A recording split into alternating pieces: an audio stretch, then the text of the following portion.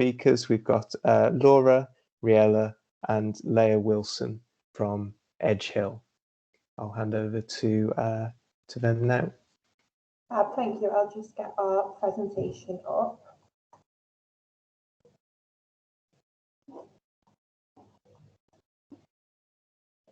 Okay, so hopefully you can see our presentation slides now. So hi everyone, and welcome to our session, our presentation today.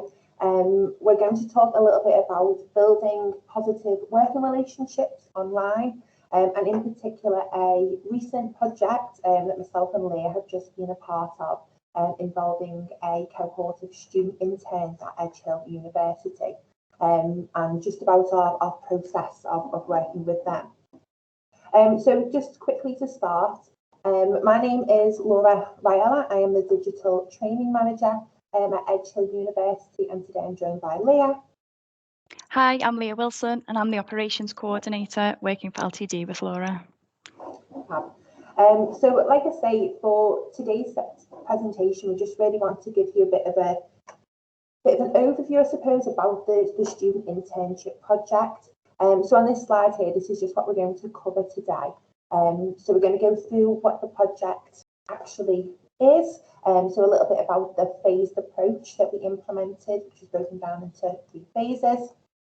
We're going to share some tips and strategies about building a positive relationship online with students, especially during COVID. What were the outcomes of this, and also the next steps and the lessons gained. But I think, as the session title hinted to, we're really going to focus on working with students, building relationships online, and I think developing a sense of community in the online world too. So if we just go to my next slide, the student internship scheme, it was a new and exciting 12-week programme, and it was aimed to support the development and enhancement of course and module areas within Blackboard. So just moving on to the following slide, just to provide you now with a bit of an overview of the student internship and how it came to be really. So it developed out of the TOL steering group at the university, so the teaching online steering group. And as a result of that, there was a real incentive to continue to support online learning opportunities for students.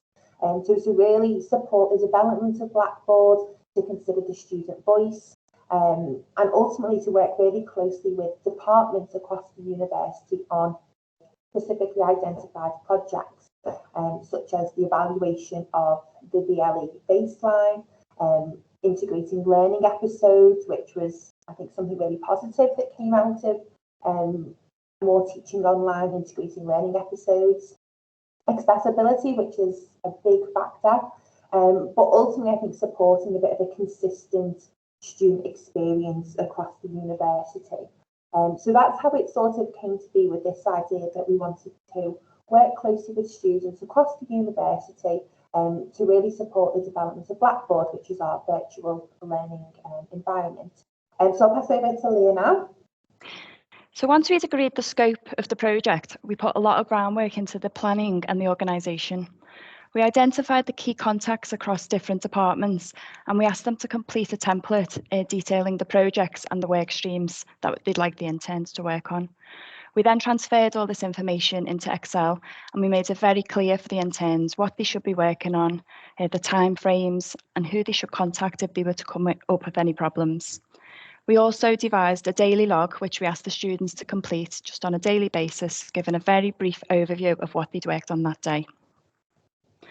We set up a Microsoft Teams area, and we created different channels for different departments, and we put a copy of the project plan in those channels so the interns would have immediate access and they'd be able to take ownership for their own work. Once the work streams were agreed, we then devised a comprehensive timetable for the induction week, and a lot of planning went into this. So we wanted the interns to have all of the resources and the training that they would need to complete the project, but as well as having fun activities, meeting the team, and sessions for their own personal development. This involved getting teams on board from across the university, such as SPLD, Uniskills and Careers, and many more. All of the meetings were held on Microsoft Teams, so we set up the structured programme for the first week, and we just used a simple Word document and put all of the links in there so that there'd be no stress for the students and they could just click on the link and join the meeting. We had a lot of positive feedback from the students about this first week, and they really appreciated how much work had gone into it and how we'd planned it to the finest detail. And in fact, feedback from one of the interns was, a great deal of effort was taken to create a safe and collaborative workspace that was fantastic, especially as this role was completely online. Laura's now just going to talk about the recruitment process. Oh, thanks, Leah. So like Leah mentioned there, obviously a lot of planning went into the student internship, getting it ready for students, establishing the Microsoft Teams area, creating induction activities, etc. So once that was all in place and we developed these quite comprehensive project plans in collaboration with the departments, the recruitment process began. So we successfully recruited 40 students across the university from across all departments, all different years. The only criteria we actually had in terms of like what year of study, etc., was that you'd be continuing your studies next year at the university. So we had third years, for example, who obviously gone on to do their master's degrees here. So like I said, the recruitment process took place. We worked very closely with Careers during that process. So Careers were fantastic help, really supported us in terms of devising the type of interview questions we wanted to ask. But ultimately, because we wanted this to be a development opportunity for students as well, having Careers there from the get-go we thought would add real value to it. So I'll just move ahead now to my next slide, which is Leah's going to talk a bit more about the actual structure of the internship. So quite early on, we decided that we were going to split the 12-week internship into 3 phases. Phase 1, as I've mentioned, was the induction. So that was the first week, and it was mainly spent with Laura and I just getting to know one another, bonding as a group, and completing all the training sessions. Phase 2 was the longest period, lasting 10 weeks, where the interns would mainly work with their departments. And phase 3 was the final week where we brought everything together. In the following slides, we're going to go in more detail about each phases. So like Leah mentioned, phase 1 was a busy first week for the student interns, and it was really focused on the induction and the training week. So like we've already mentioned, we had this schedule devised, and we really wanted it to be an opportunity for students to get to grips with the technologies that they'd be working with. So obviously Blackboard, so our virtual learning environment, was a key platform that we had some training on from fellow colleagues in the LTD team. They had training sessions on accessibility, so how to make Word documents accessible, PowerPoints accessible. They also had a range of free time to complete tasks independently. So an example of that is like the accessibility session. So they had a training session, I think it was on like a Tuesday, about Blackboard Ally. They had this training session with Leah and with Martin, but actually after the training session, we gave them some independent time to actually practice what they'd learned. As already mentioned, again, we had Microsoft Teams, so that was a great place to share recordings, for resources. And quite early on, I think we were quite keen, weren't we, there, to really make this a positive space for the students. So a space where they could freely ask questions, they could share ideas. And that was really useful as the internship progressed, especially when accessibility became more prominent and they were asking questions, and sometimes about tricky documents. It became a great space for that. But ultimately, and as this session is all about building that sense of community, within phase 1, we were really keen to have icebreakers, to have breakout rooms, to allow students to get to know one another. Obviously, there were 40 students. They were from such different backgrounds. They were all studying a variety of different degrees in various years of study. So on day 1, they were launched straight into icebreakers and to breakout rooms. I think even on day 1, they were put into like 4 different sets of breakout rooms. So just to give you an idea of some of the icebreaker activities we did, on day one, I asked the students to come up with their ideal dinner party guest list. So which celebrities, dead or alive, they'd invite to their dinner party. This was alongside other icebreakers about just introducing yourself, why you applied to this internship. But they really seemed to enjoy them, and they definitely had a lot of fun coming up with these fun ideal dinner party guest lists. I've just inserted a slide here now, and this was from one of the blogs produced by Liam on the student internship. So again, blogs featured very heavily for the students, which Leah will talk about in the next slide. But just to highlight here one of Liam's quotes from this blog he produced. He mentions how the first activity was a get to know each other kind of talk. It was so much easier to introduce myself to 3 or 4 other people than 40 other people. The other activity is what really honed in the fact that this internship would be different to anything else I might have chosen to apply for over the summer. And then in regards to the celebrities, their group chose Gordon Ramsay, Shakespeare, Russell Howard. But as Liam mentions, Gordon Ramsay was a bit of a hit or miss with that activity. But arguably, that particular activity was really allowing students to get to know one another, to build those relationships really early on, to have some informal and fun sense to the internship as well. So I'll pass over to Leah now to talk a little bit about phase 2. Thanks. So after that intensive first week, the interns were sent off to work with the departments, but we made sure they had the project plans and they knew exactly who to contact about the work. The interns were involved in lots of different projects, including making improvements to accessibility, integrating learning episodes, looking at consistency, producing support videos for students, and many more. However, we didn't want to completely leave them to it, so we arranged weekly catch-ups, and we decided to do this in groups to make sure they got that vital contact with their peers. We think the catch-ups worked really well, and we were surprised just how much the students really valued them. We were able to support the interns with any issues they were having, and it also gave them the opportunity to speak out about what they were working on, and it helped each other get ideas for their own departments. Because they were all working on such different projects, it really helped with that sense of community and idea building. The interns said how much they loved these catch-ups. Although they were sometimes pushed out of the comfort zone, they felt the confidence increasing as they had to talk in these small groups, and it really helped with building relationships. During the meetings, we also identified any additional training needs, and we were able to arrange sessions to support this. We also really encouraged the interns to build in their own development time, whether going over old recordings of sessions from phase 1 or taking new short courses. The interns really embraced the use of LinkedIn Learning and did so many courses to improve their digital skills, but also lots of sessions on other subjects. And they liked the fact that they could obtain certificates upon completion. We had lots of good feedback around this developmental time that we give the students, and I think it was really important because sometimes students might be working on accessibility day in, day out. Now, obviously, they were getting paid to do this, but it could also be quite dry. So building in that development time just made it more fun. One student fed back, "It's been such a long time since I've been able to work for a progressive employer such as Edge Hill. I'm eternally grateful to Edge Hill that they saw it as essential that we could have development time built into our working day. It's been absolutely brilliant." We also wanted to make the most of having the interns with us, so we set up 3 mini projects which were optional to join. One of the projects and one of our favourite ones was the social media squad. 21 of the interns selected to join this and came up with just the most fantastic ideas, and we couldn't have asked for more. Now, I think Laura's put the link to our blog in the chat, so feel free to have a look through after this session.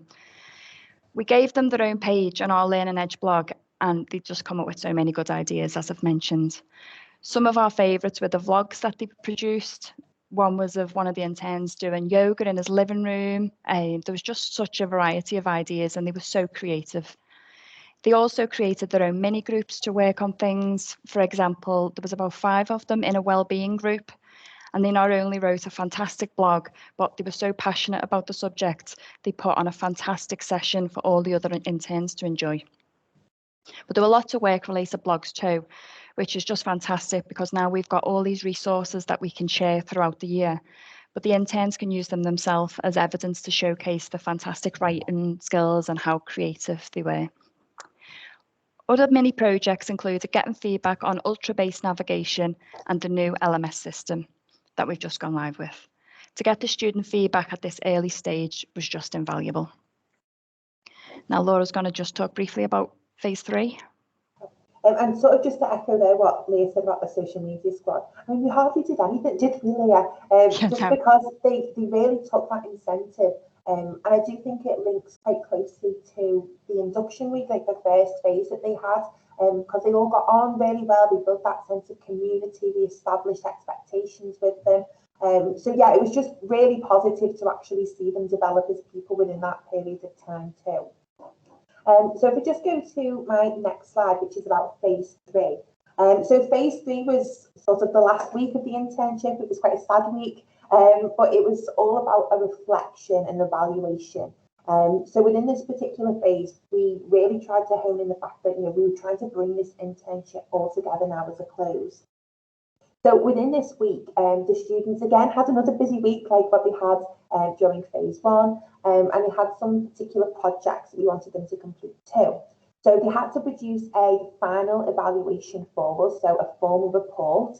So the students in their departments, they had that formal report to produce.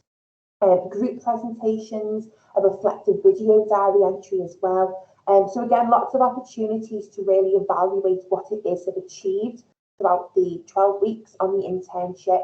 And definitely, I think within those reflective video diary entries, they were just fantastic to watch because you could really see students' confidence levels, and it was just fantastic to hear them list all the projects they've been involved in, the impact that they've made. But because we wanted this internship to be fun and exciting as well, we did have fun activities, icebreakers and challenges within that too. So for example, they had a session delivered by 2 interns, and they created an online escape room for the fellow interns, which was fantastic. They created that on OneNote. I created a desert island challenge, so I put them in breakout rooms. They had to envision they were stranded on this desert island, what equipment would they take with them. But again, without even knowing it, they were using their digital skills, they were increasing their employability skills, such as time management, negotiation. So yeah, so like I said, phase 3 was a really nice way to see the internship come to a close. So with the internship coming to a close, and it's only been finished now for 2 weeks, is it, Leah, I think? Yes. The internship actually came to an end. But just now, we just wanted to briefly touch about the outcomes and our next steps.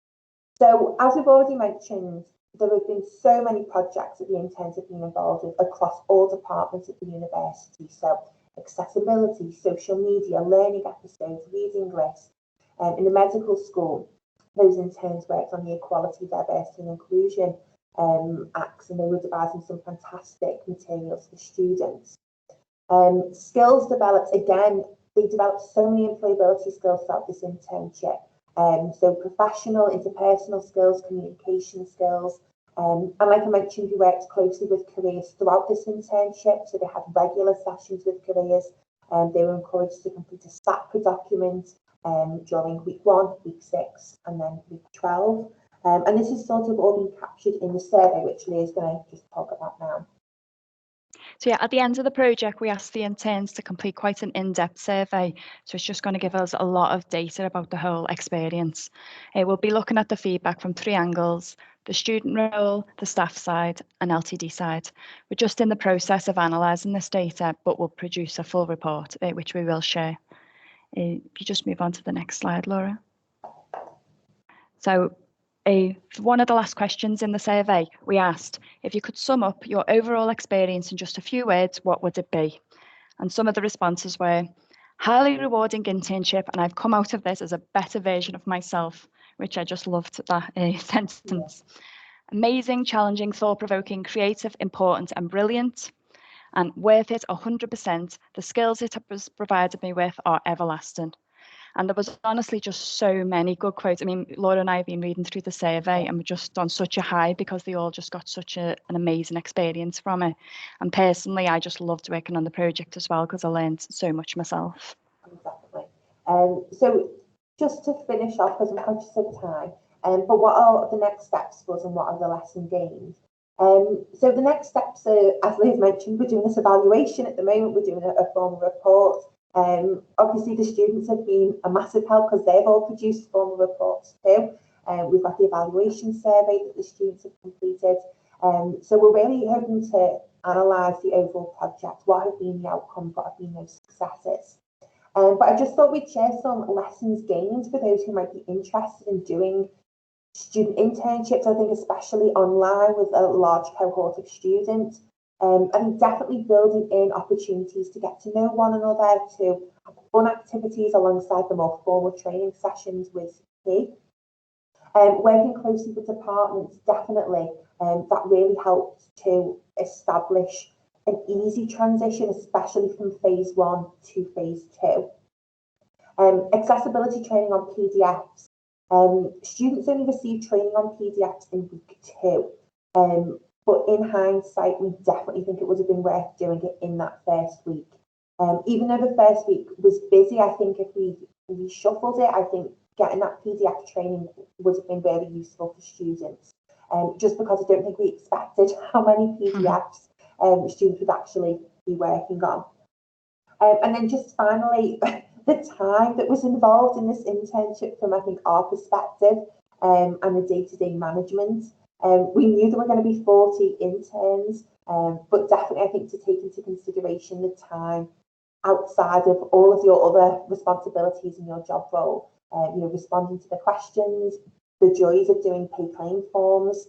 So I think definitely the time involved in the day-to-day management is something just to consider as well for those who might be interested. So thank you for listening. I hope you found that useful and you could get to hear a little bit more about the student internship project. So over to, are there any questions if anyone has them? Yeah, thank you guys. That was really interesting. So if anyone has any questions, if you just want to pop your hands up.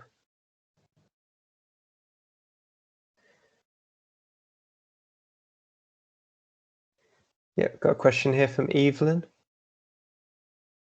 Hello. I was just wondering, one of your mini project was LMS review. Can you tell us a little bit about that? Yeah, so like I say, we, alongside like the students working with the allocated departments, we had mini projects too, and they sort of just came as a result of other staff in library and learning services seeing, oh, we've got 40 students here, let's see what we can get out of them in the time whilst we've got them. So yeah, so at that point there was the process of reviewing the LMS with colleagues across the collections and archives team. So it just involved, what we did was we sort of asked students if they'd be interested in these projects. So I can't remember how many got involved in that one, Leah. Was it about 8? Yeah, about 10, I think. Yeah, about 10.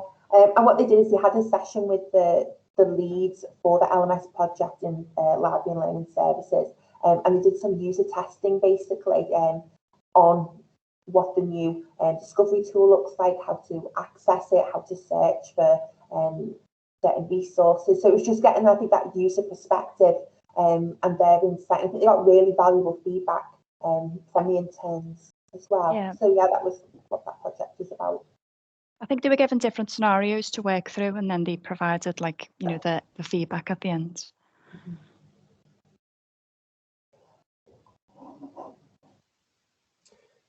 Thank you. Are there any other questions for Laura and Leah?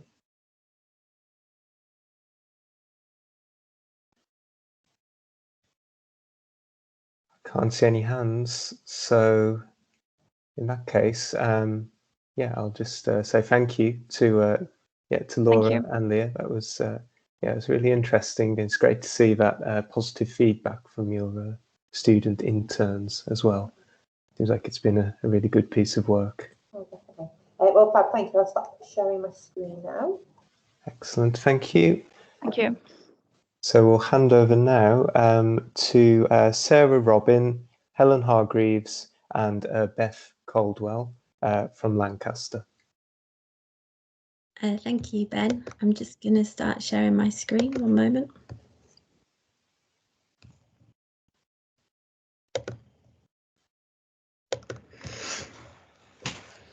Great. Okay. Thank you. So yeah, my name is Sarah Robin. I'm going to be presenting with two of my colleagues today, Beth and Helen, and we are all learning developers at Lancaster University. We're going to be talking about a research project called Reading in the Digital Age. And the questions that we've got there are really about the aims of this research project. So what do students think and what do students do in terms of digital reading? In the presentation today, I'm going to introduce the study and outline what we did and what it involved. And then going to hand over to Helen, who's going to talk about some of the students' perspectives on approaching digital reading that emerged from our research. And then Beth is going to finish the presentation by sharing some of the implications and thoughts for the future, again, that have emerged from our research project. So first of all, what were our motivations for research? Why did we want to find out more about how and why students read and what they thought of reading digital texts? And we wanted to do it for several reasons, but the first 2 points here, they really relate to how we feel that it's often assumed that our students arrive at university as quite proficient and successful readers. And in tandem with this, we also felt that reading doesn't always receive the same kind of attention, and that's in published literature or in teaching pedagogies, as other essential integral skills at university, particularly in comparison to, say, writing or searching for information. So we wanted to kind of explore that a bit and potentially address this sort of assumed and invisible presence that reading can have in higher education. Alongside this, we felt very aware that the way students read has really fundamentally changed in the past 2 decades, and then potentially again in the past year. So here I'm talking about definitely a change in format, so between print and digital, but also in the devices that students are reading from, and also in their kind of everyday reading habits. And we knew this because as learning developers, we work with students on a daily basis. So for example, a student might come to us with their laptop and browser open with 20 or 30 tabs open, all with different readings or different sources. And I've observed students navigate their reading in that way, flipping between these tabs. And that's a very different way to which I read as a student or as to how I read now as a researcher. And some of our team also run reading workshops, and we kind of generally felt that the guidance and in those workshops didn't really take account for these changes in how students are reading and wasn't in sync with kind of the way that students read now. So that was some of the kind of motivations for why we wanted to explore this area. And the next thing we did was to look at the relevant literature on this topic. So the first point here relates to a kind of theory or term that I imagine most of you may have heard of. It's Prensky's digital native. And in a simplistic nutshell, this really is the notion that people born into the digital world, so whether that's from the 90s or perhaps noughties, have this inherent and natural familiarity, a kind of even prowess with all things digital. Now, this theory has been contested, and recent research has successfully demonstrated that digital reading can have a negative impact on comprehension, particularly when trying to read things in depth.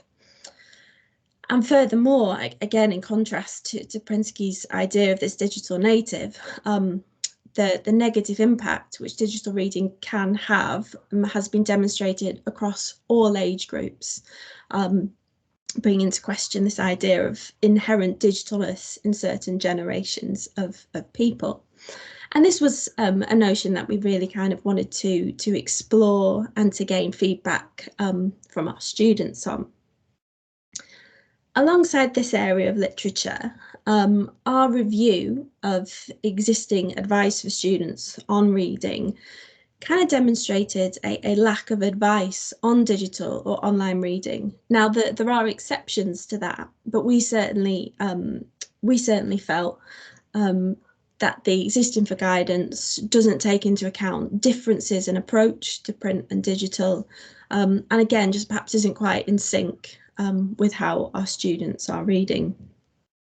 And ultimately, we felt like we wanted to kind of fill a gap, and that is really to provide the students' perspective.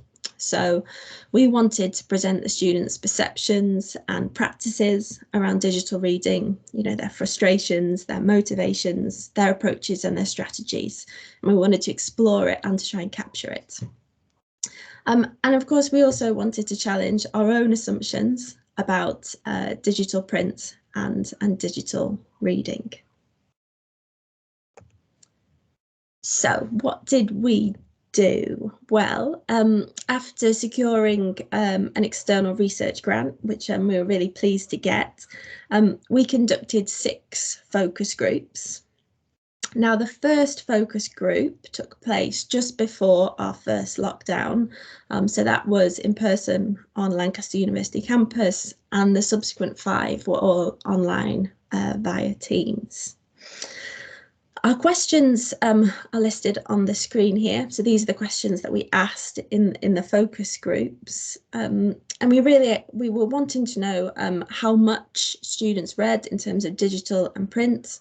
We wanted to know what influenced their decision to read in either a digital or print format.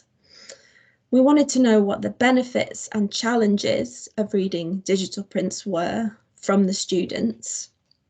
And lastly, we really wanted to kind of capture, you know, what it was that they were doing. So what were their strategies? What tools did they use? What kind of things worked for them and what kind of things didn't? In terms of our students, we had 20 in all, and they were all Lancaster University graduate students. The majority, undergraduate students. The majority were final year, and we had a small number of second year. The reason that we did that was because we wanted to have students who were experienced readers who could reflect on their reading kind of journeys through their degree programmes. And we also got quite a nice spread of participants across disciplines. So most of our students, and this is in the green on the small pie chart, were from science and technology and health and medicine. We also had quite a lot from the arts and social sciences, so that's FAS, and then a small number from LUMS, which is our management school at the university. So that is kind of an introduction to our project and to what we did. I'm now going to hand over to Helen to describe or to go through some of the things we found out. Thank you, Sarah.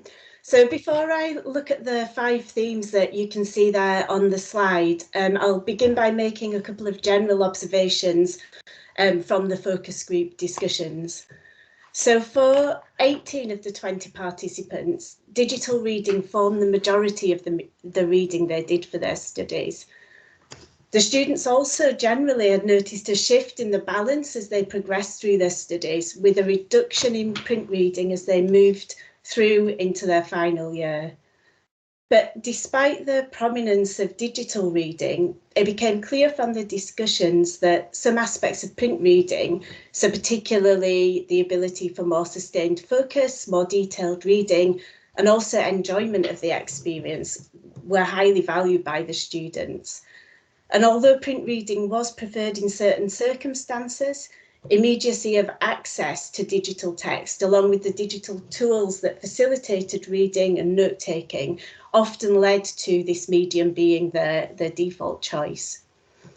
So I'll now look at these 5 themes in a little bit more detail and include some of the things that the students told us as well in the groups. So the first theme there is type of text. And type of text had an impact on the choices students made about reading medium. And in particular, students talked in the groups about textbooks, journal articles, and also novels, as we had quite a few students who were studying courses that had literature elements to them. But in general terms, students generally preferred to read textbooks in print format and journal articles in digital format. Physical textbooks helped students in their navigating of the information, so being able to flick through, jump from one section to another, easily see how much they had left to read.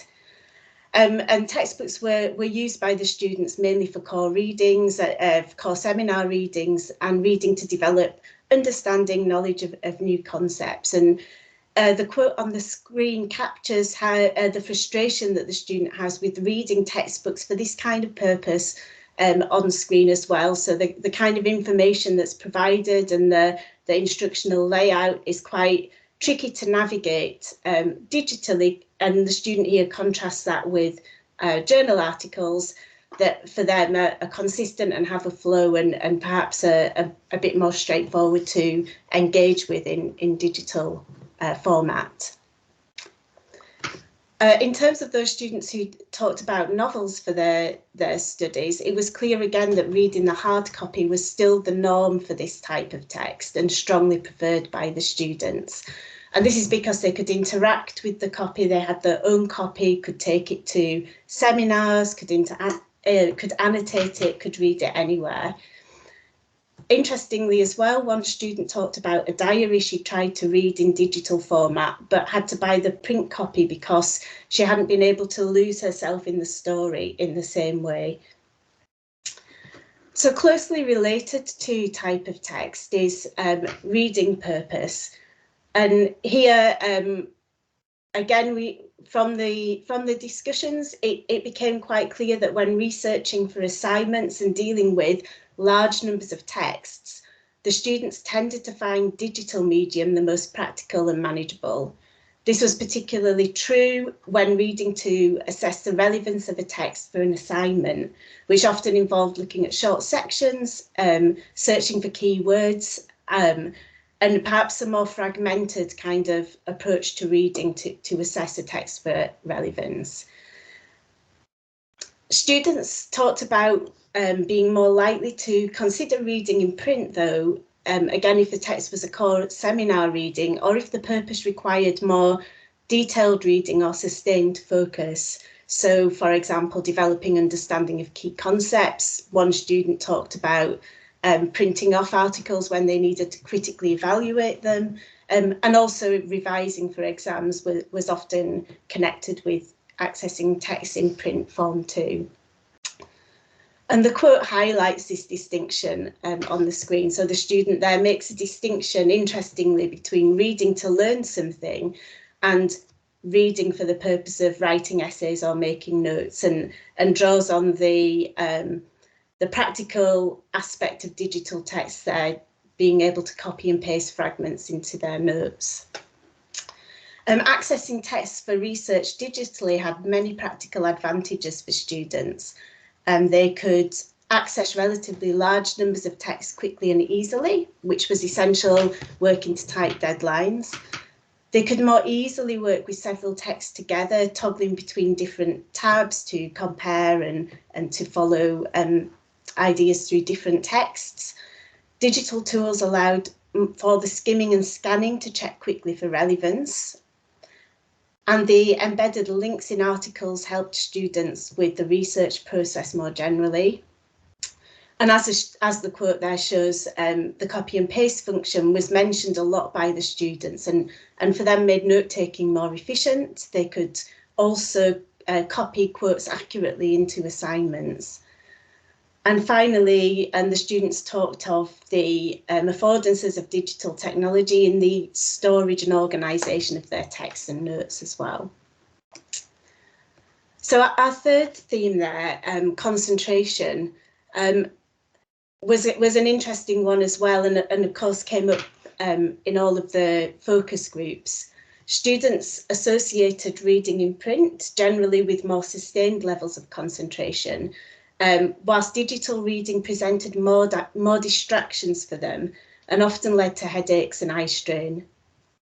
So in addition to these distractions caused by things like social media, some students felt that although instant access to other academic texts through embedded links had some benefits to their research, it also had the potential to take their reading away from its initial focus. And in all 6 focus groups, either headaches or eye strain or both were associated with on-screen reading and did have an impact on the level of focus and ability to sustain reading for longer periods of time.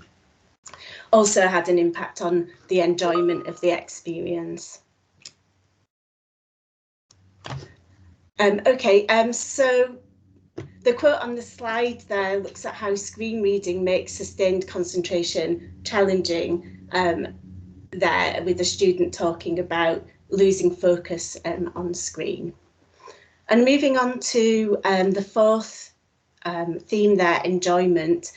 It was quite interesting in terms of how students talked about digital and print in terms of enjoyment. They tended to, with print reading, connect enjoyment to the experience of reading itself, whereas with digital reading, it tended more to come along with all of the affordances of the technology and the ease and convenience of accessibility. And the quote on screen there highlights this, one student talking about enjoyment coming from being able to touch the book and flick through it and have her senses and mind focused more on it. Finally, cost and accessibility. Here, despite the benefits that students described of reading in print, when asked about how much reading they did in print, it was relatively small compared to digital. And the quote on the screen there captures some of the practical reasons for that too. So digital being more accessible, cheaper, and that being more important than anything else. And of course, several students talked about the environmental cost too of digital as being a factor in their choices. So I'll now pass over to Beth to round up. Thanks, Helen. So as we've mentioned in our focus groups, we ask quite general questions. We just wanted students to talk and talk about reading and digital reading. But in addition to the 5 themes that we sort of identified in kind of broader terms, one thing kept coming up, which was the issues with ebook readers and issues with reading ebooks for study purposes. And basically, even in a pandemic, students came up with a whole long list of frustrations. So we thought it would be useful just to share these with you. So a lot of these came up with, they were just to do with the platforms themselves, and obviously there are various different ones that our students have to engage with and learn how to use. But there were particular issues with basically having to log in and then getting kicked out and then having to log back in again, getting timed out. Lots of students said, you know, if they go off for lunch, then they have to log in all over again and they lose their place in the book. We got lots of comments about the platforms being generally unstable, so they would use all the features, use the bookmarks, the bookshelves and so on, but then everything would get wiped or lost, or they would be halfway through a book and the whole thing would sort of freeze and crash, and then they'd have to start all the way from the beginning of the book again. And similarly, like I say, the students are really using the features, they're using annotations and so on. But again, on the time limited downloads, they do lose access to this, and they found that quite frustrating. Having gone to all that trouble of making notes digitally, to then lose them was very frustrating. We also got lots of comments about sort of reader limits as well. And one of the one of the quotes here right in the bottom of the screen. We've got a student told us their experience. They're writing an essay. They want to get a book. It's reached its maximum number of readers, and so they literally sit there on the computer refreshing the screen, waiting for someone to check that book back in. So I think this students have the idea that digital is sort of infinitely available, but actually when they're actually studying and there's a deadline and lots of students trying to use the same book, they come across the realities of the availability. And as Helen said, we got in the context of this conversation, we got lots of students saying that for actual textbooks, they definitely preferred the print versions. And like I say, this is even in the context of studying for, final exams in final year in the middle of a lockdown. Okay, so really, having gone through all our findings, and obviously we've just shared, with you the highlights, we just wanted to think about some of the wider implications of the project. And really for us, the thing that I think we found most surprising was that today's students, who are often assumed to be these so-called digital natives, they don't not only appreciate, but in a lot of circumstances prefer reading and studying from printed text. So that was something that we found, really surprising, and we didn't really anticipate that. And this obviously brings us on to the issue of student choice. So what choices do students realistically have, and what choices do we and should we provide for students? And obviously, it's clear to all of us, but also to our students, that digital and print have their advantages and their disadvantages. But we would argue that unlike the unmistakable and rapid pivot to online learning that we had during the pandemic, the shift to increasing amount of digital reading has occurred a little bit more under the radar. It's more subtle, it's been more gradual over the last decade. And we feel there's been very little consultation or discussion of this, with kind of the academic sort of readership, most of whom are obviously our students. And the implications for learning and teaching, and obviously studying and research are something that perhaps could be discussed a bit more. So we really hope our project is sort of part of that conversation moving forwards.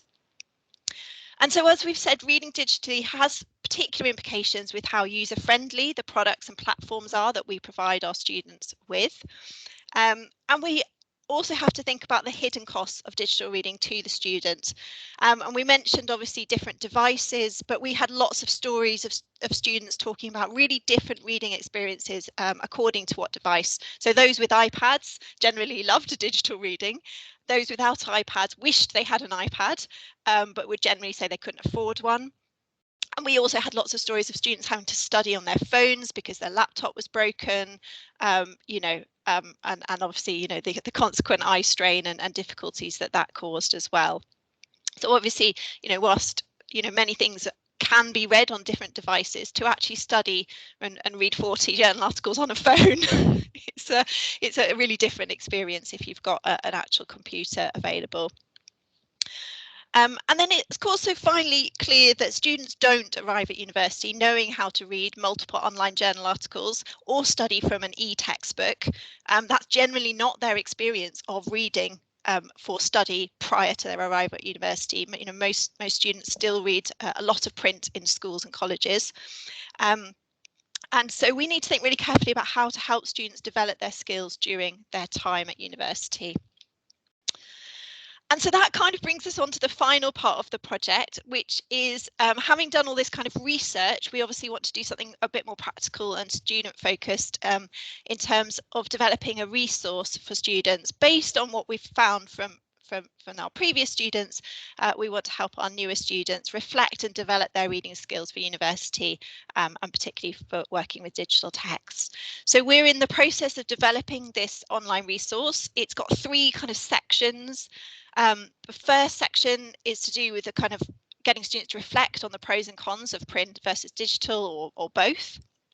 The second part really introduces them to some of the digital texts they might encounter at university, And the final part looks at note-taking and the various tools and skills that can be used with digital texts.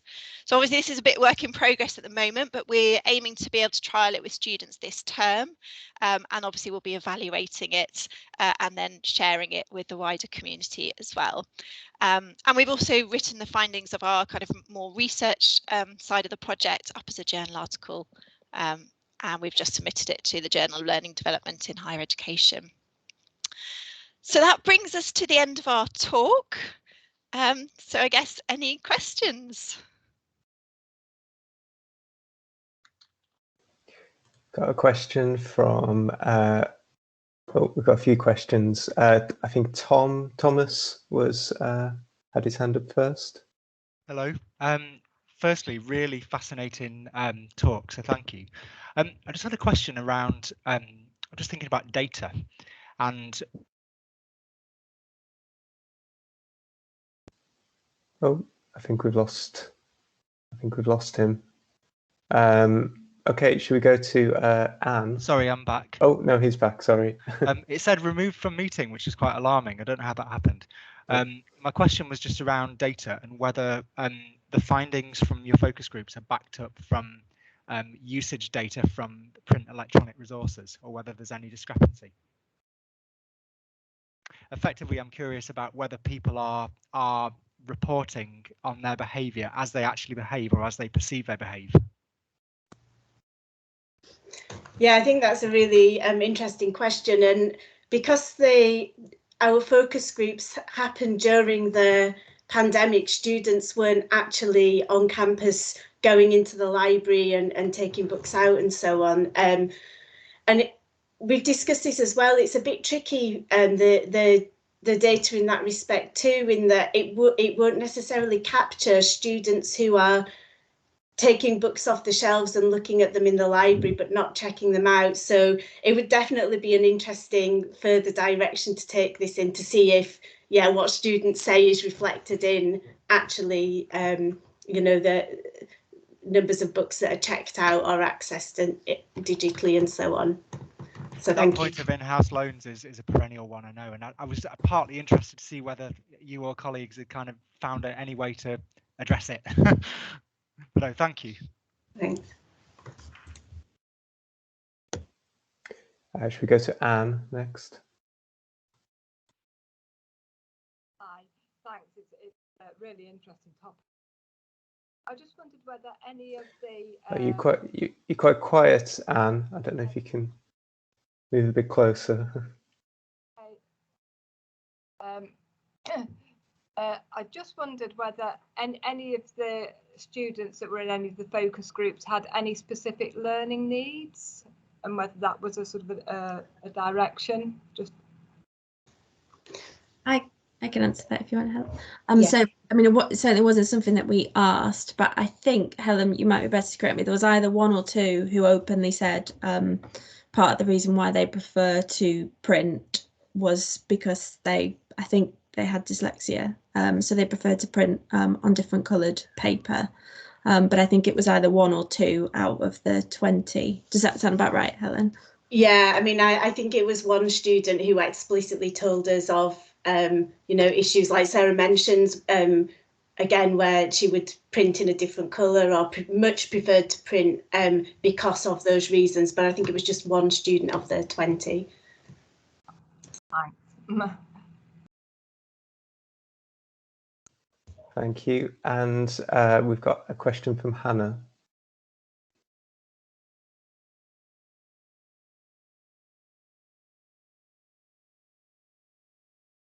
Hannah Grew? Pressing no, it's because I just pressed the unmute button too many times. That's fine. Yeah, thanks. That's really useful. I guess my question is about. I mean, I'm glad to see that obviously that like you were looking at then developing digital reading, because I suppose one of the reasons that we've gone digital is not because just that's what we think people prefer or anything like that. Is because the reality is that obviously to provide access to everybody, digital is the only way to do that.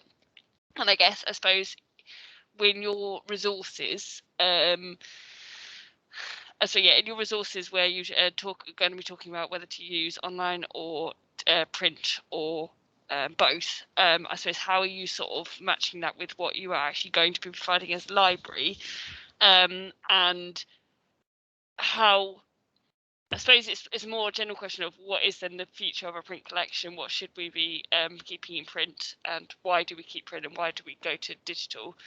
So I suppose, sorry, I'm rambling a bit now, but I just think it's just interesting about how students do keep saying they prefer print, and we do hear that sometimes, but it's that, how do we then mediate that with wanting to provide them with access?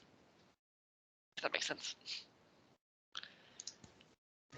Yeah, I think that's really, it's a really good question, really important question. And the resource that we're doing is not necessarily, it's not really telling students how they should read, but getting them to, or what format, you know, what they should choose necessarily, but getting them to reflect on all of the factors, the complexities that might have an impact on that choice. But yeah, I mean, it's the final slide that we showed there that talked about student choice as being an implication of this, because we fully accept that, you know, digital is, and particularly with the pandemic as well, going to be so much more prominent. But I don't know I don't know how this one can be solved necessarily. But we felt that lots of the comments coming through from the focus groups did highlight this preference for print, but also in certain contexts it was advantageous. And I don't know what the solution is basically to that. I don't know if Sarah or Beth want to add anything. Yeah. Sorry, go on, Sarah. I agree. I mean, we don't have a solution. And I also would say that I don't think the findings of this are just for libraries or for people in charge of collections. It also crosses over into academics and who are teaching, and the source material that we're expecting students to refer to in essays and how much. And I also think some of the things we've uncovered about kind of cost and we had under is reading level playing fields has implications for, say, you know, widening participation funding and that sort of thing. I think this is it's a bigger piece of research than just about library collections. Yeah, and I'd absolutely agree. It's pretty much what I was going to say, is that whilst it's really great that we've you know had a lot of interest from people obviously looking at content, but I think it's a wider thing, because obviously, you know, it doesn't matter how much stuff you provide if the students haven't got a device to, you know, to access that on. So I think it is a broader kind of conversation across institutions, really, about how we envisage our students to study and what we provide and what support we provide for them in order to do that. Yeah, I think that's a really good point, Elizabeth. I think it's just just trying to actually have a joined up approach, that it's not just us who's providing the digital, but then that's joined up with the university, expecting the students to have gone through the university in this regard, so that they've made sure they've got the right devices and things for that. So yeah, that's a good point. Great, thank you, Hannah. I think we need to bring this session to a close now. So I'll say thank you again to Laura and Leah, and to Sarah, Helen and Beth. Thank you very much. So your next session, which is now at 11:30, is I think it's the silver sponsor presentations. So you can find a link to that in the timetable, and I've just pasted it into the chat as well. So yeah, hope to see you there, and thank you all for attending.